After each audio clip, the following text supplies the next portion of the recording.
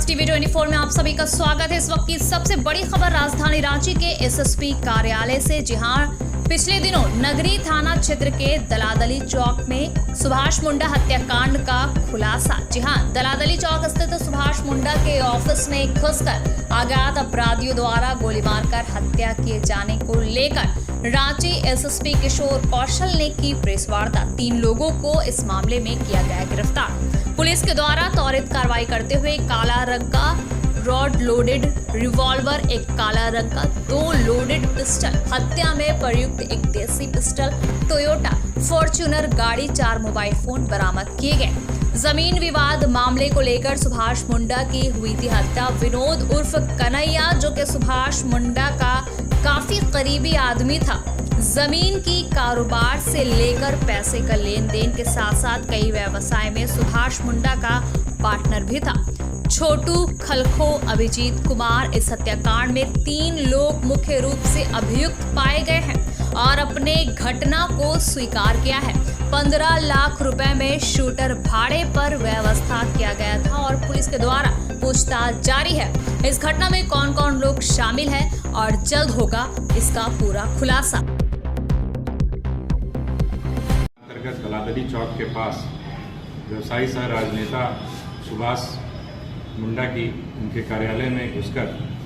कुछ अज्ञात अपराधकर्मियों द्वारा गोली मारकर हत्या की जाने की घटना प्रतिवेदित हुई थी, जिसको लेकर नगरी थाना में थाना कांड संख्या 133/23 दर्ज किया गया और उक्त कांड के उद्भेदन हेतु सिटी एसपी के नेतृत्व में एक विशेष अनुसंधान दल एसआईटी का भी गठन किया गया। एसआईटी के द्वारा इसमें काफ़ी तेज़ी से काम किया गया और जो भी तकनीकी आसूचना एवं मानवीय आसूचना उपलब्ध थी उसके ऊपर लगातार कार्रवाई की।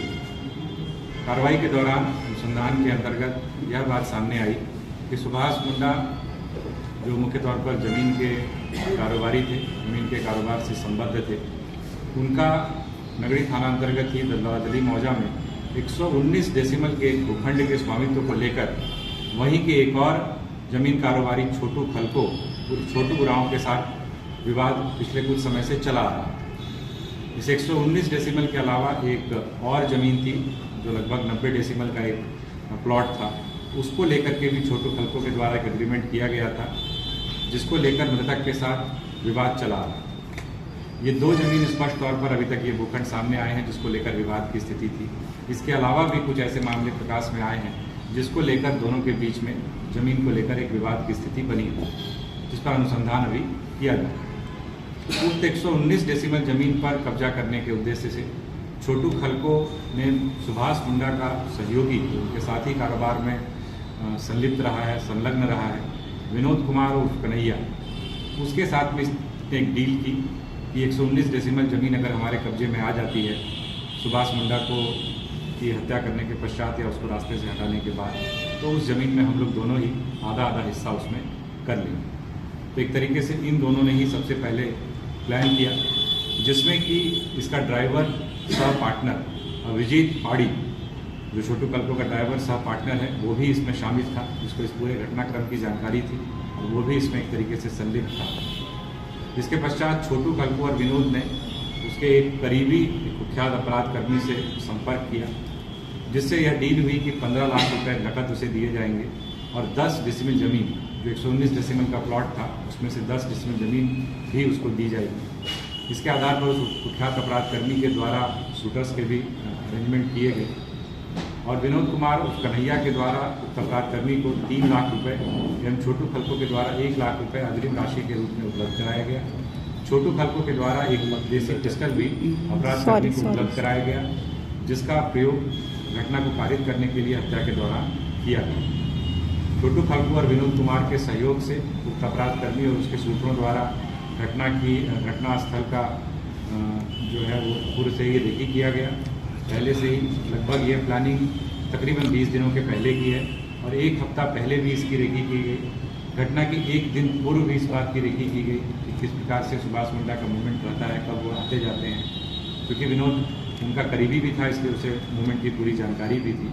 और यह बात भी निकल करके आई है कि जब घटना ये घटित हुई है 26 तारीख की संध्या को, उसके पहले भी विनोद का उस जगह पर मूवमेंट हुआ था। वहाँ पर होने के बाद उस घटनास्थल से निकल गया था और उसी के द्वारा छोटू को इस संदर्भ में सूचना भी दी गई। उसके पश्चात इन शूटरों के द्वारा इस घटना को अंजाम दिया गया और घटना को अंजाम देने के पश्चात छोटू कल्को, विनोद कुमार, अभिजीत पाड़ी, ये सारे लोग, उसके बाद जो भी एक लॉ एंड ऑर्डर की सिचुएशन वहाँ पर उत्पन्न हुई, बहुत भीड़ भड़का हुआ, जमीन और तोड़फोड़ करने का भी प्रयास किया गया, उसमें भी वो लोग वहाँ पर शामिल रहे थे। इसके पश्चात जब ये पूरे कांड का उद्भेदन हुआ तो पुलिस के द्वारा छापामारी की गई और छापेमारी के दौरान छोटू खलको और इसमें जो अन्य इसके जो 2 सहयोगी हैं,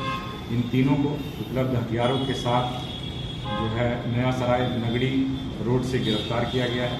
जिसमें कि जो हम लोगों के पास बरामदगी है वो एक जो हत्या में प्रयुक्त 7.65 mm का एक लोडेड देसी पिस्टल है वो बरामद हुआ है,